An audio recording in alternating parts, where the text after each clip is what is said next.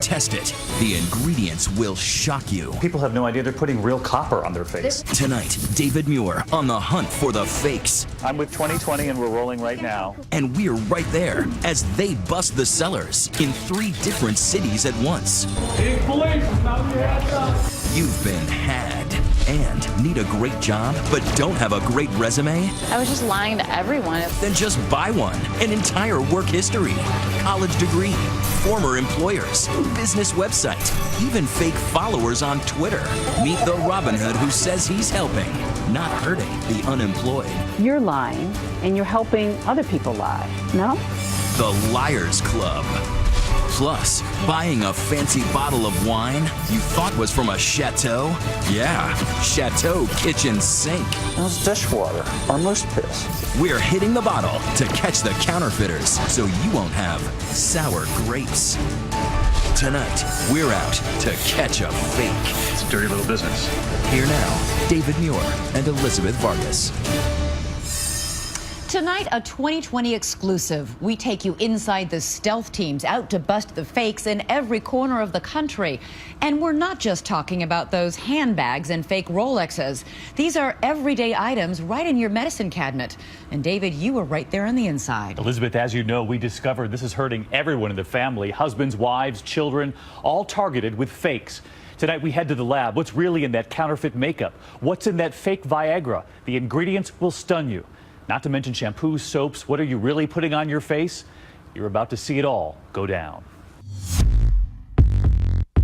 In every corner of America tonight, families getting their shopping lists ready for the weekend.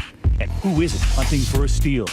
But tonight, you're about to see what happens when that real deal isn't the real thing. This was manufactured in China by a criminal organization. You're about to watch as 2020 takes you on the inside. Come down here so we can at least block this path here. We join the elite teams who bust the fakes. Are we rolling? People putting your family at risk. Okay, that's a signal. Let's go. 3 different cities. And you'll see the moment they're put on the spot right here. Police, can you set up? The product in your medicine cabinet that could be making your husband sick. The staple bought by women every day and the ingredients that will stun you. And your babies. Did you buy something that's putting them at risk every time you use it? And this was the headline. Now got us started. A major bust tonight involving products. What was really inside those products? Long Island, New York, just this year, one of the biggest counterfeit busts on U.S. soil. Authorities say 2 brothers selling products with names and labels we all know. Look at this, the Vicks Vapor Rub, the chapstick, the baby oil. But all of those products customers were putting on their face were fake. And who knows what was in them. And get this, the products were being sold in stores across the country, from Florida to New York to Pennsylvania. And as you'll see tonight, investigators say that's just the start. We team up with the Feds, the Intellectual Property Rights Center in Washington, D.C., where inside we are given a first-hand look at products fooling American families every day. Do you think Americans would be shocked to know just how much of what they're buying is actually fake? I think most Americans have no idea. It's a dirty little business. It's a very, very lucrative business. Director Lev Kubiak takes us into the room where they pulled out the fakes, what they've seized from store shelves and internet sites across this country. So all of these are everyday American products? Everyday American products. Perhaps you would expect luxury knockoffs, the fake UGG boots next to the real ones, the Beats headphones, fakes too. But tonight here, we reveal the dangerous fakes, the ones right in your bathroom, the ones your family use every day, coming from low-wage factories all over the world, where they steal the labels and place them on their own products. These fakes are made in China. The shampoo, the bathroom soap, the razors, even the condoms, guaranteed to protect you, but in this case, investigators say they used substandard materials. And then, a brand name we all know, but in this case, really head and shoulders above the rest? So this shampoo is in showers across this country, but this isn't the real thing. It's not. What are you really putting in your hair? Heavy contaminants, heavy metals. So you could be putting metal contaminants into your hair without even knowing it. Things that a legitimate company would never introduce. He says it's a mistake that can be toxic, that if you're shopping at a discount store, a dollar store, and you're getting a trusted brand name for far less, you should ask yourself, is this really the real thing? So if you're paying $1 for this when you normally pay a lot more, it should be a red flag. It should be a red flag. And look at this tonight, also found in a discount store. An extension cord for a lot less. The same color, the same packaging, even the safety seal to seal the deal. They even put on this Underwriter Laboratory seal to make sure that the public feels that it's been tested or that there's some security there. The safety seal. The safety seal. But they're about to show us what happens even with that seal when a counterfeit cord is put to the test. Investigators say the copper wire so thin it can't even carry the electrical current coming from the living room wall. And he tells me it's not just what you buy for your home, it can be in your car too. If you've ever been given a great deal on a repair, driver beware. Even the replacement airbag can be a fake. This is going to scare a lot of people. And watch what happens side by side.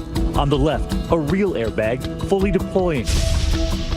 On the right, the fake airbag disintegrating right into your face, bursting into pieces, nothing there to protect you. How do they know if they've got a fake airbag in their car? Take it to an authorized dealer or a repair shop that you really trust and have them check it.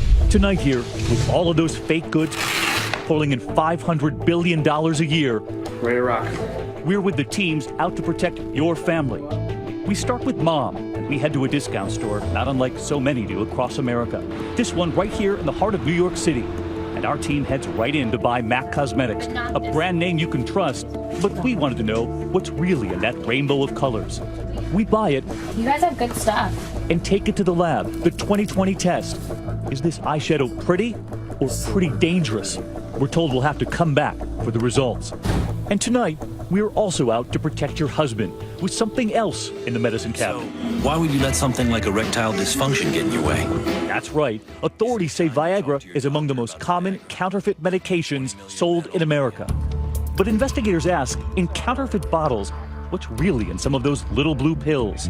In fact, we've all heard the warnings in those commercials. One line in particular, authorities say it's in there in part because of possible fake ingredients. Too little or too much of something can lead to an unintended consequence. Seek immediate medical help for an erection lasting more than 4 hours. And just like the makeup, we're about to learn tonight what's really in these little blue pills discovered by investigators. And while we wait for those results, investigators aren't standing down.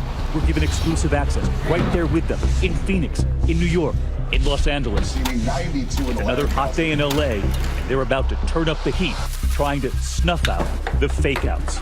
LA County Sheriff Sergeant Janice Munson and her team getting ready.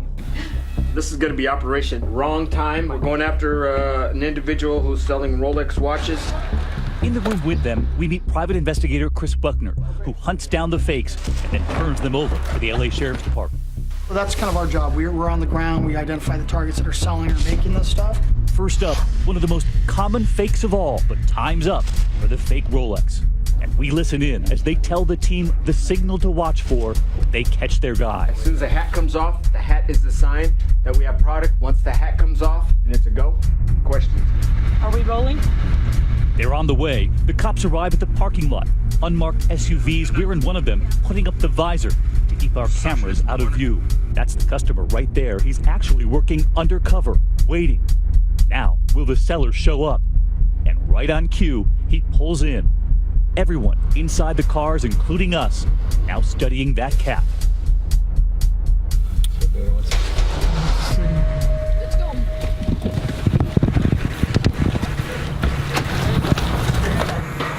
The suspect under arrest, and the fake watches about to fetch him thousands could tonight fetch him jail time. The next stop, this parking garage, tucked in the back corner, fake bags that could fetch $150,000. We're right there tonight, 2 more under arrest. When we come back here, the results of our 2020 test. What's really in that makeup? And you won't believe the ingredients revealed in those counterfeit little blue pills.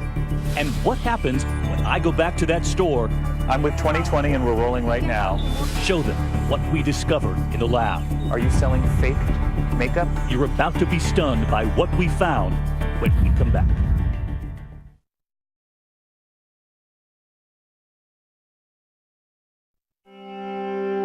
This evening, all across America, the people pushing fake goods are getting ready to cash in on unsuspecting shoppers all weekend long.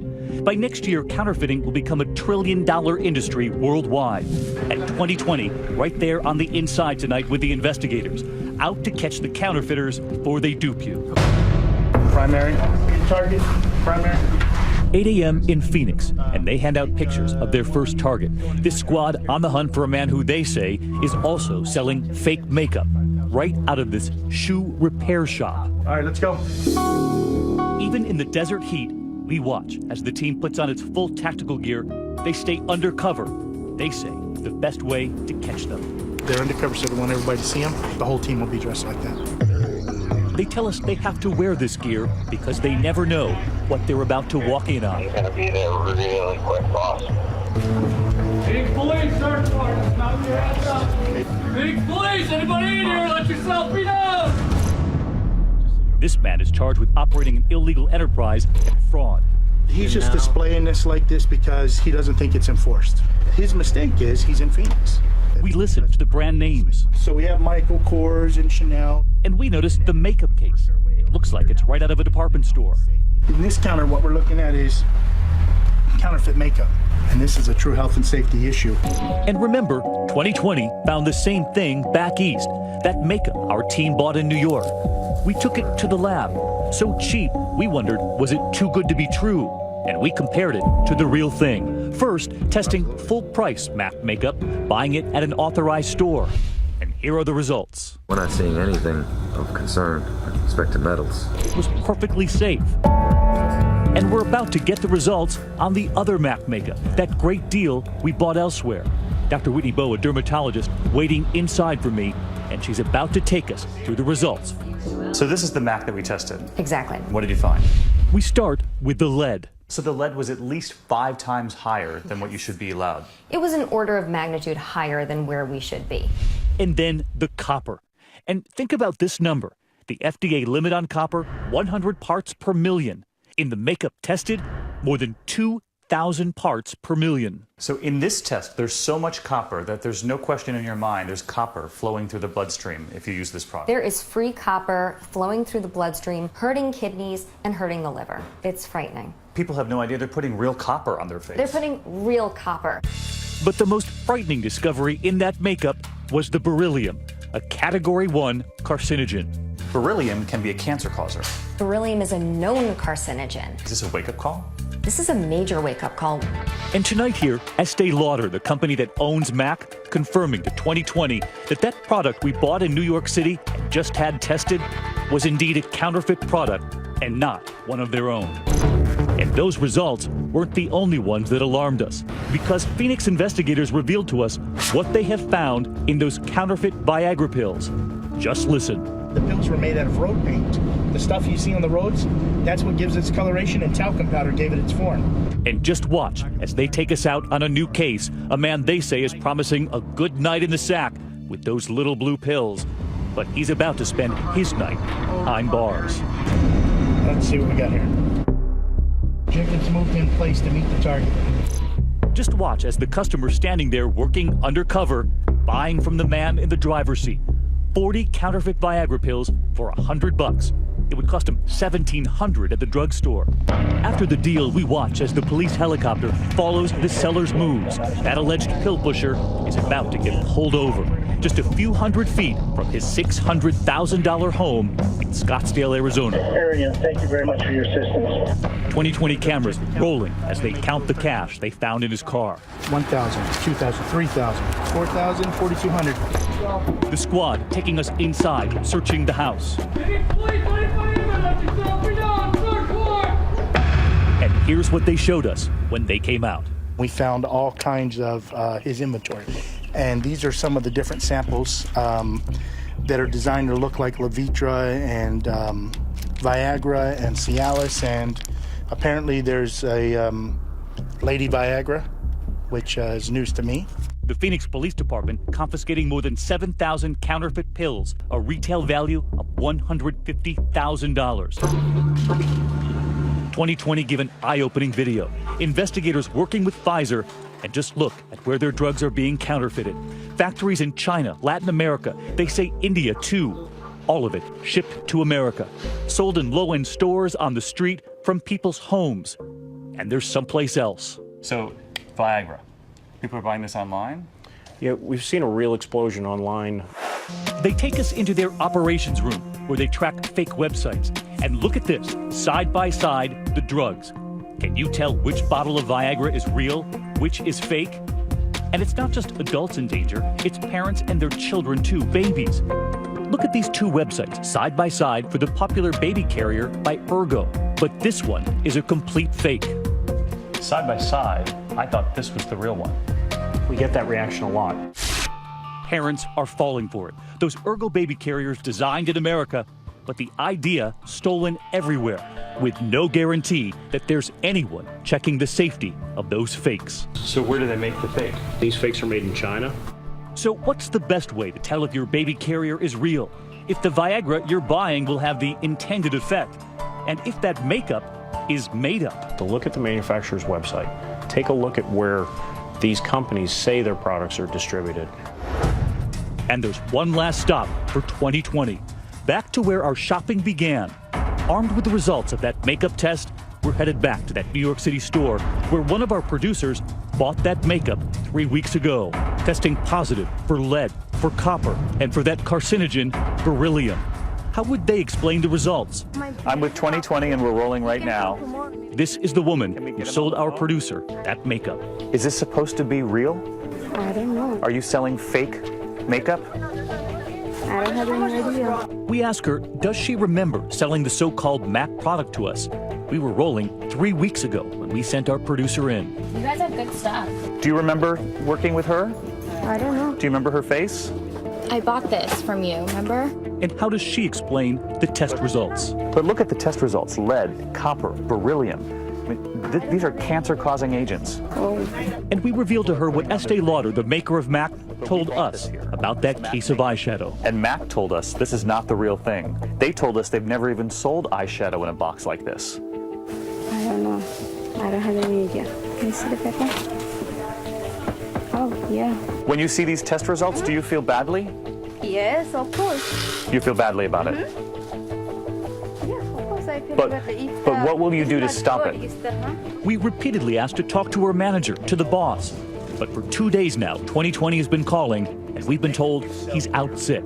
But we did notice that on that shelf 3 weeks ago, full of that makeup labeled MAC, all of it gone tonight. And remember at home, check the manufacturer's websites to find out where they sell the real thing. And we ask you tonight, have you ever been duped? Tweet us. Use the hashtag ABC2020. And next, the 2020 squad is on it again. Have you worked hard for every job, every promotion you've ever had? So what about the people faking it with their resume, getting your promotion instead? Those fake resumes busted. Next. Next, is everything on your resume 100% true? Meet the guy who doesn't just pad your resume, he reinvents it. Next.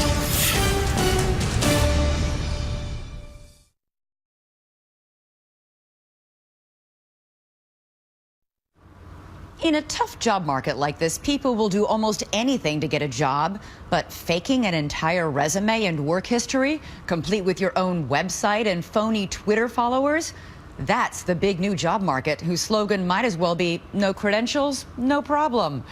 Here's Deborah Roberts. Andrea Stanfield was living the dream in Tampa, Florida. A six-figure paycheck, a big house, expensive clothes. We had a boat, jet skis, Rolex watches, you know, the whole 9 yards. Truthfully, life was great, except for one small detail. It was all built on a lie. I got more and more anxious that I would be caught. I was just lying to everyone. Her big lie began when she decided to apply for a stockbroker position. The job required a college degree, which Andrea didn't have, so she simply made up a business administration degree from Akron University. She landed the job and quickly moved from one big position to another. So then you must have been emboldened after that. Yeah, it was like they don't even care. Andrea's career was soaring on phony credentials, which apparently millions do. By some estimates, half of all resumes contain a lie. These days, faking a resume has been elevated to an art thanks to the internet. Need that college degree? For about $500, you can buy it online, complete with transcripts. And since a jazzy social profile impresses employers, how about $40 for thousands of phony Twitter followers? With the access to the internet, applicants out there can easily create whatever resume they like. The alarming rise in fake credentials has led some companies to turn to private eyes like Mario Pecoraro to sniff out those phonies. Alliance Worldwide Investigative Group. Most companies don't use PI agencies like his. Can you verify his deeds of employment? But he's the gold standard for those who want to screen out the fakes. Have you met someone yet who's been able to fake you out pretty well? Not so far. There are a number of good fakes out there, and we make it our business to catch them every time. But if he's the big cat in the land of resume fakes, we found the clever mouse. Nothing like a ice cold beer. His name is William Schmidt, a surfer-looking dude in Columbus, Ohio, riding the waves of desperate job seekers willing to pay for phony credentials. This is my global corporate headquarters right here. In his Sunroom. flip-flops and shorts from his cramped sunroom, Schmidt operates the creme de la creme of fake resume sites called CareerExcuse.com. For $125, he'll sell you a phony job history with a gleaming web page of your fake company, complete with a phone number and address, just waiting to be Googled by a prospective employer. You'll see that it is on Google Maps. So again, it brings more realism to our virtual companies. This is pretty clever. A factory worker, Schmidt juggles his real job with his virtual one, helping scores of people who've lost jobs during the recession and feel stigmatized after being out of work for so long. They're just totally desperate. They want to fill in a gap on their resume. What's your track record like? I would say half of my subscribers will get a job probably within 30 days. He says he's motivated by the high fives he gets from grateful clients who've been offered jobs and thank him for his service.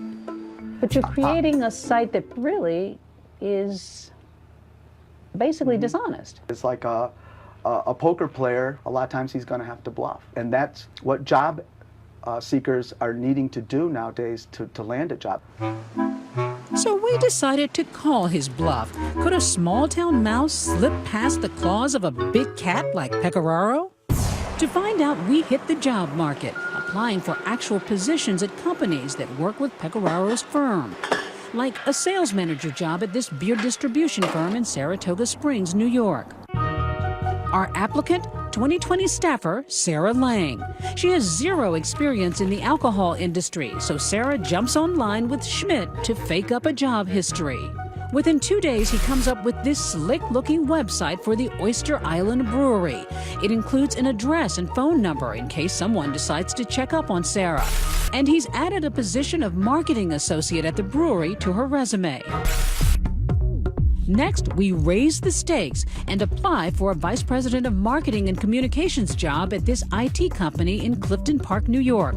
Our applicant, 2020 producer Michael Mendelson. I just want to see the B-roll. Who's clueless about marketing.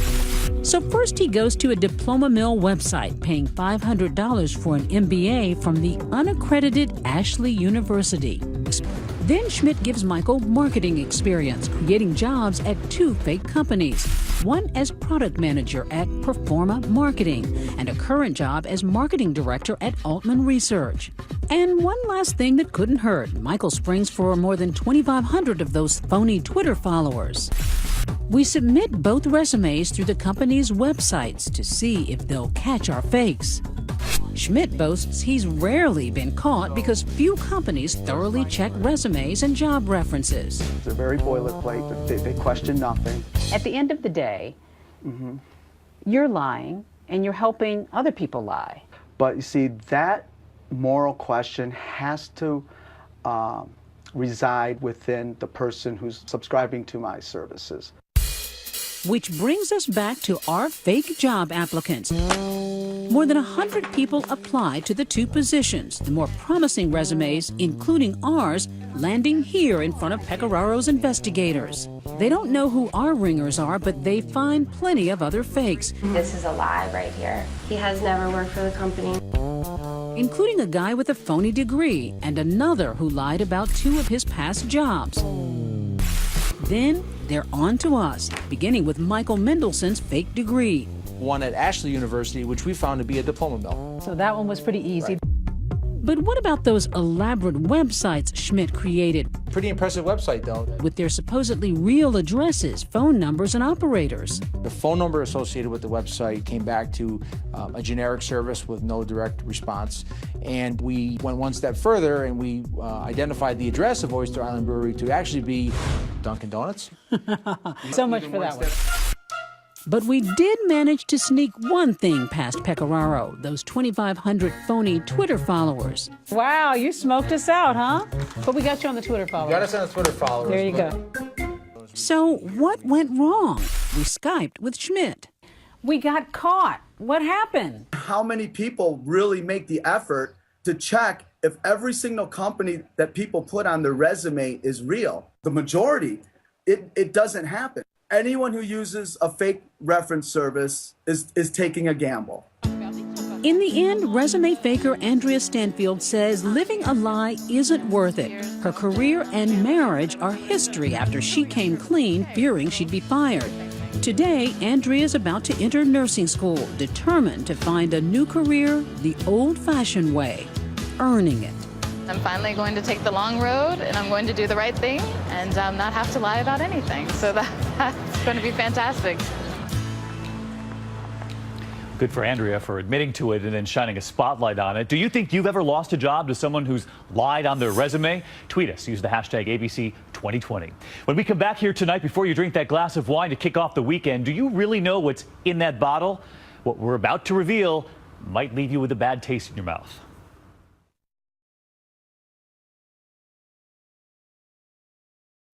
Well, most of us reserve a fancy bottle of wine for a special occasion, a birthday, an anniversary. And then there are those who really go for it, spending a fortune for the best wine they can find. But what happens when that fancy wine has actually been whipped up in some guy's kitchen? Here's Brian Ross.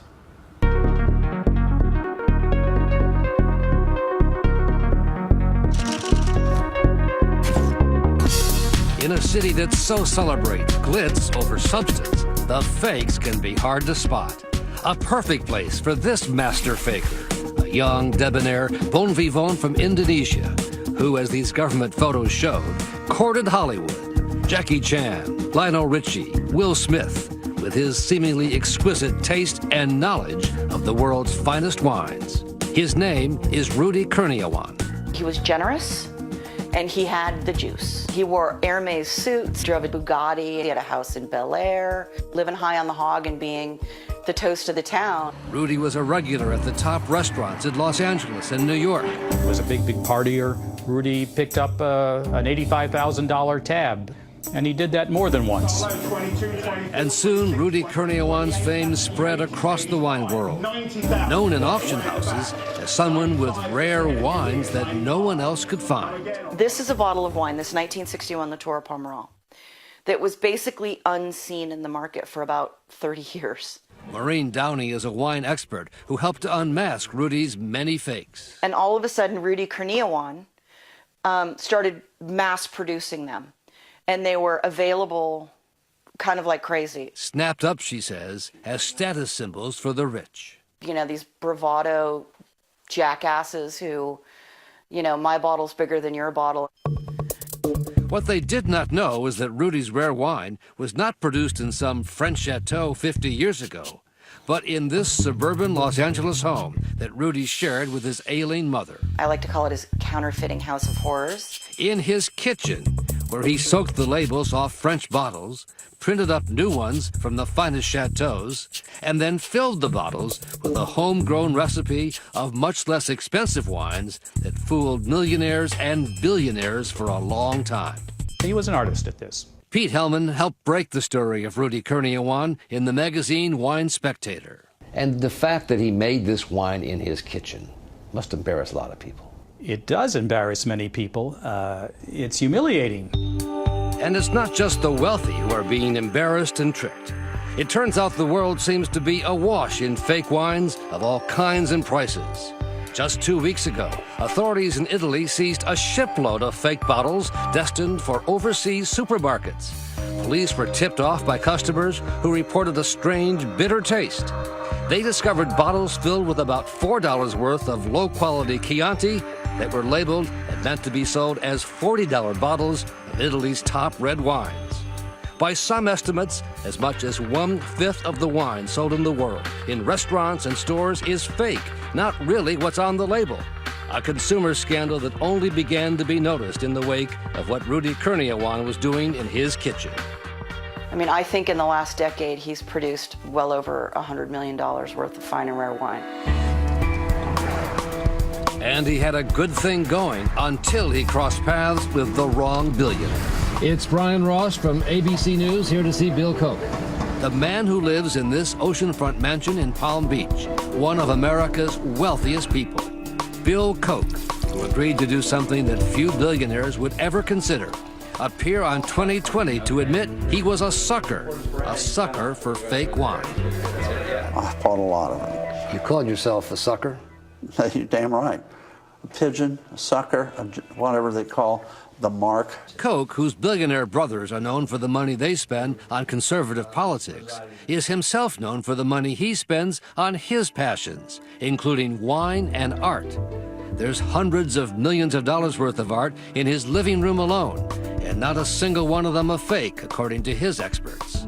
But downstairs in Koch's elaborate wine cellar, it is a different story. Probably 12,000 bottles in here. Laid out for us on this table, just a few of the 400 to 500 bottles of fake wine that Koch says he was tricked into buying by Rudy and other fakers. This is a fake. That's a fake. Here's another one, 1805. 1805? Yeah, and that's fake. So when you bought an 1805, you thought, I'm really buying a piece of history? That's right, exactly.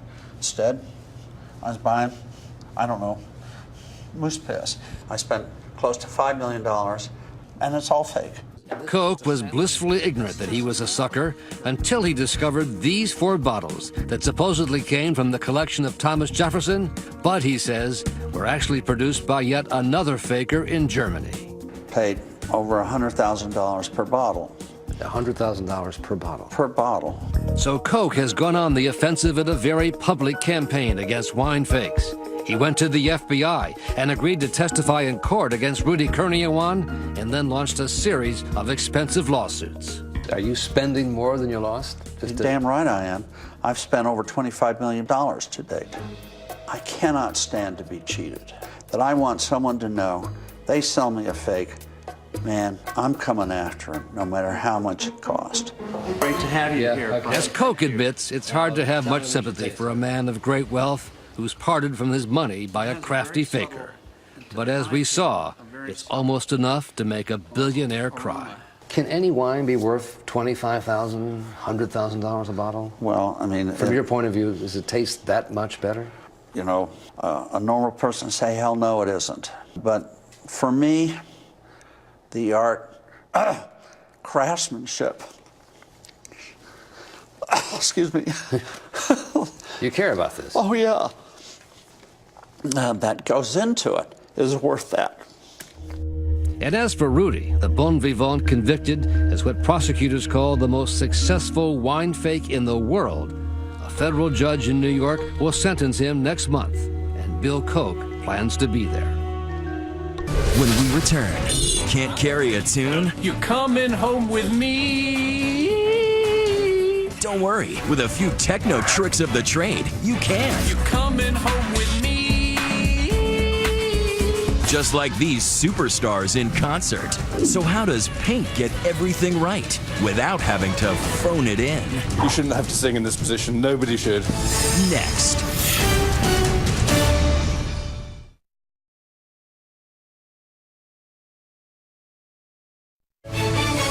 To Catch a Fake continues with fake music. Here's Nick Watt.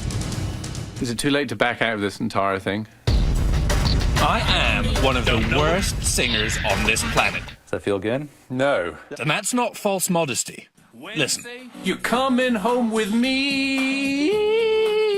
Woo! You are so full of it. Tonight, this Grammy-nominated sound engineer, it's there, who's worked with everyone from Nicki Minaj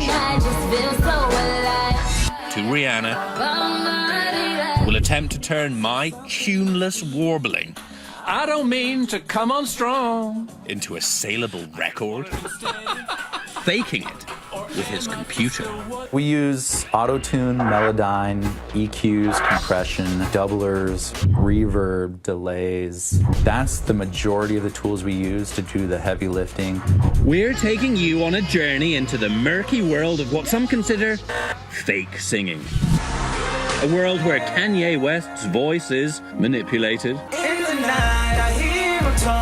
And Justin Bieber vomits on stage while miraculously his voice continues on. What's going on here? With the technology that we have, you can be a singer without really singing. Like these viral sensations. Selena Gomez, oops-a-daisy, falls off stage, but her singing doesn't miss a beat. Miley Cyrus smooches Katy Perry. Hang on, how can she sing at the same time? If you decide to be a singer, you should be able to sing the songs that you're known for recording. Here's Shakira, a little out of time at the last Soccer World Cup. It's either lip-syncing, miming essentially, or a little trick called a performance track. The instruments, the backing vocals, and pre-recorded lead vocals play in the background, and they're singing along with themselves, doubling themselves. It's kind of like karaoke in a way. Live television events are a hotbed of such fakery. Who can forget Ashley Simpson's Saturday Night Live lip-sync debacle? Her song played on without her. 10 years ago, this was shocking. Lip syncing was not something that the public really understood. It wasn't this ubiquitous term that it is now. What a crowd we have tonight! Now, it's everywhere. Country, all about real, is trying to hold out. Listen to this bold statement at the Academy of Country Music Awards this year. Everybody in here tonight is ready to listen to some great, amazing live music. But a little later, Rascal Flatts totally lip-synced. They later blamed sore throats. Is it great to sing live whenever you can? Absolutely, but it is physically impossible sometimes to do. Not every big-time singer would agree. I don't think it's cool to lip sync. I think the artist should have some pipes and sing their record. I think everyone who lip syncs in public on stage when you pay like 75 quid to see them should be shot. It's gotten to the point where savvy fans like this post-Britney crowd just assume their favorite stars aren't really singing. It is hard singing and dancing at the same time, especially the caliber of moves that she's doing, so I think it's excusable to lip sync. Shows have become so gargantuan in terms of production and dancing, and how can you hold a note when you're twirling around in circles? So obviously Pink was lip-syncing at the Grammys this year, right? When she's swinging around, she's not singing. No, she's totally singing. Drea Weber is Pink's aerialist coach and choreographer. Going from upside down, going from laying back to up and in to standing, she's singing. Pink has taken a stand. I have never lip-synced in my entire life. I am 100% against it. Taking that